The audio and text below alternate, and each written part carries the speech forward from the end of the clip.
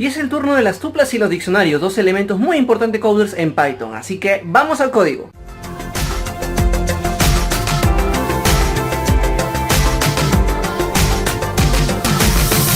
Bien coders, las tuplas son como las listas, pero la principal diferencia es que las tuplas son estructuras inmutables. Vamos a ver en este tutorial algunas consideraciones a tener con las tuplas y luego pasaremos al tema de los diccionarios. Ok, para crear una tupla podemos hacerla de manera vacía. Simplemente tendríamos que colocar así y al momento de imprimir tendríamos nuestra tupla en blanco. Ok, si queremos tener una tupla con valores podríamos hacer lo siguiente. O apoyarnos también en los paréntesis, que es más conocido esta forma de trabajo. Tupla, abre y cierra paréntesis. Corremos el aplicativo y vemos que efectivamente tenemos la tupla vacía y las tuplas con los dos contenidos, ¿ok? A pesar que no le pusimos paréntesis, lo interpreta de esta manera. Bien, así como tenemos tuplas con varios elementos, podríamos tener una tupla con un solo elemento. Para ello es necesario tener el elemento y separarle una coma. Corremos el aplicativo y vamos a ver qué es lo que pasa. Tenemos una tupla de un único elemento. Ahora, recuerden que yo les mencioné que las tuplas son inmutables, es decir, no pueden alterarse en su tamaño. Sin embargo, pueden tener dentro de ellas elementos mutables, como las listas. Por ejemplo, hagamos esto, tupla 1, mito_code, otro elemento true, y aquí coloquemos un elemento mutable, por ejemplo, mito y otro elemento code. ¿Ok? Imprimimos la tupla y ustedes pueden ver que tengo los 4 elementos de esta tupla. Ahora, si yo quisiera alterar un elemento de la tupla, por ejemplo, el de la posición 2, ¿ok? Cambiarlo por false y correr la aplicación, van a ver que justamente tengo una excepción debido a que las tuplas son inmutables, no puedo alterar su contenido. Pero miren, dentro de ella tengo un elemento mutable que son las listas. ¿Cómo podría acceder? Ok, eso está en la posición número 3. Por lo tanto, en la posición 3 y luego de esta lista obtengo la posición 1, es decir, la palabra code, y la puedo reemplazar aquí por codes. ¿Ok? Acá imprimo la tupla para ver qué es lo que se está variando. Y ven que tengo los 4 elementos, no se ha alterado en tamaño, pero sí el contenido de uno de los valores de la lista, puesto que es mutable. Ahora, así como yo tengo elementos en mi tupla, yo puedo volcar esos elementos a variables. ¿Cómo podría hacerlo? De la siguiente manera. Colocamos x, y, z, w es igual a tupla. Y vamos a imprimir cada variable para ver cómo se pueden transmitir esos elementos de la tupla a estas variables independientes. Ok, ustedes pueden ver que tengo 1, mito code, true y la lista. Solamente para recordar, como ya lo hemos visto en tutoriales anteriores, podemos extraer los elementos de una lista y en esta ocasión de una tupla a través de un rango. Ok, corremos el aplicativo y van a ver que tenemos la posición 3, la posición penúltima y del 1 al 3 y así como estamos definiéndolo. Ahora, a las tuplas también se le pueden asignar algunas operaciones. Por ejemplo, yo tengo la tupla 1 que va a tener el contenido A, va a tener el contenido B, va a tener el contenido C y la tupla 2 va a tener D, A y F. Ahora, ¿qué pasaría si yo quiero sumar ambas tuplas? Por ejemplo, tupla 1 más tupla 2. Como estos son elementos inmutables, lo que va a hacer es crearse una nueva tupla con la asociación de estas dos. Por lo tanto, si yo imprimo la tupla 3 que estamos creando aquí, vamos a obtener lo siguiente. A, B, C, D, A, F. ¿Ok? Otra operación que podríamos utilizar es decir, la tupla 3 va a ser igual, por ejemplo, a la tupla 1 por 5.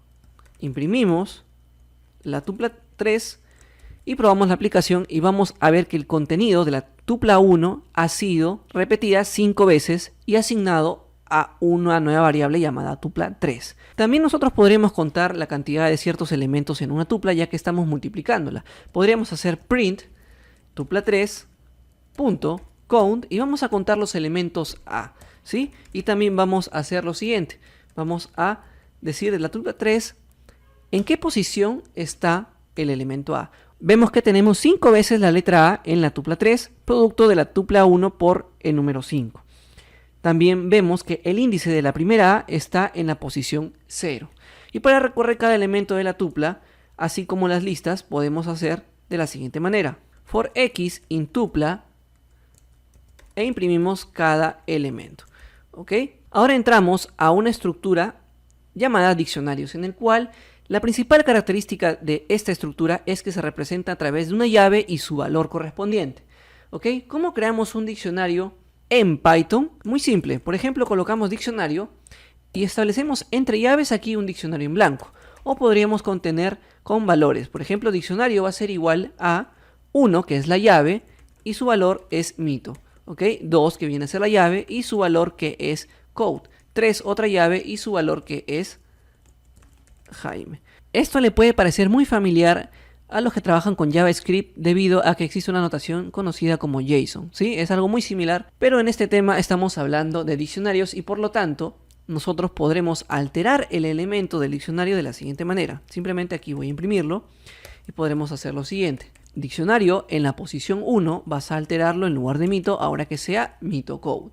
Imprimimos el nuevo elemento, corremos el aplicativo y ustedes pueden ver que se altera según lo esperado. Y si nosotros quisiéramos saber cuántos elementos tiene nuestro diccionario, tendríamos que apoyarnos en la función len.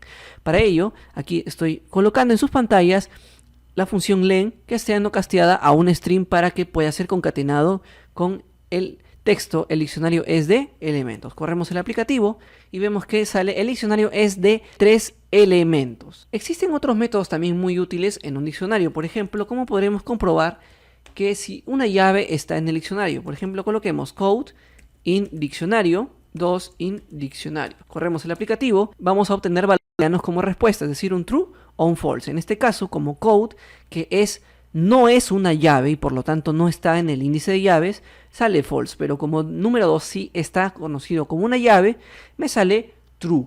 Si yo quisiera borrar un elemento en el diccionario, tendría que hacer la palabra del diccionario y la posición que guste. Ok, vamos a imprimir el diccionario ahora sí y ver el resultado. Ustedes pueden ver que se eliminó el primer elemento, y si quisiera eliminar todo el diccionario, simplemente en una excepción debido a que ya no está definido. Ok, se los dejo comentado. Ahora, nosotros también podemos obtener los valores que están asociados a una llave. Para ello vamos a imprimir lo que esté en el diccionario en la posición 2, ¿sí? Y también en la posición 5. ¿Qué pasa si yo coloco una posición que no está permitida o no existe en mi diccionario? Vamos a ver qué es lo que sucede. Miren, para la posición 2 sale code, pero para la posición 5, como no existe, por defecto imprime known. ¿Ok? Si nosotros quisiéramos indicar un mensaje por default, podríamos hacer de la siguiente manera. No hay valor asociado. Corremos el aplicativo y vamos a ver que para la posición 5, como no existe, ahora imprime el mensaje no hay valor asociado. Ahora, si nosotros quisiéramos imprimir las llaves y sus valores a través de una iteración for, podríamos hacer lo siguiente.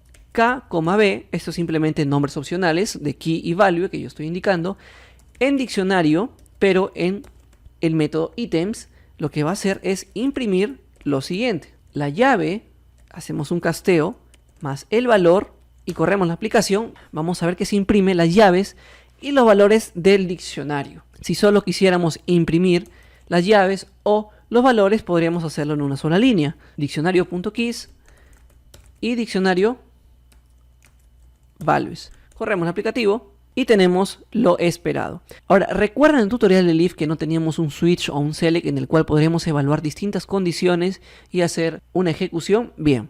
Con Python podríamos apoyarnos en el uso de diccionario para poder ejecutar esto. Bien, si recuerdan, un switch o un select podría indicarse así. Y si el valor es 1, vas a hacer imprimir rojo. Si el valor es 2, imprimir azul. Y si el valor es 3, imprimir verde. Pero esto estamos utilizando muchos elif. Podríamos reemplazar con una estructura switch o select si es que lo hubiese. Sin embargo, en Python vamos a apoyarnos en un diccionario. Colores va a ser igual a estos elementos de mi diccionario. Y si yo quisiera tener simplemente la selección de un valor, lo único que tendría que hacer es apoyarme en mi diccionario y escoger el elemento. ¿Ok? Lo pueden tener de esa manera o lo pueden tener mediante el uso del método get. Vamos a correr el aplicativo y vamos a ver que para el valor me sale rojo y de rojo. Ahora ustedes se preguntarán, ok, Mito, este ejercicio es muy simple, ¿no? Simplemente estoy escogiendo el valor del diccionario. Pero esto también me va a permitir poder reemplazarlo por quizás alguna función, otra función B, y en lugar de enviar acá el valor rojo, podríamos hacer mención a esa función A. Entonces, eso lo veremos más adelante cuando lleguemos a los métodos o funciones en Python. Así que si te gustó el video, dale manito arriba, compártelo con tus amigos, no te olvides suscribirte en el botón de aquí abajo, seguirme en las redes sociales que están en la descripción del video, deja tus comentarios y los espero en un siguiente tutorial.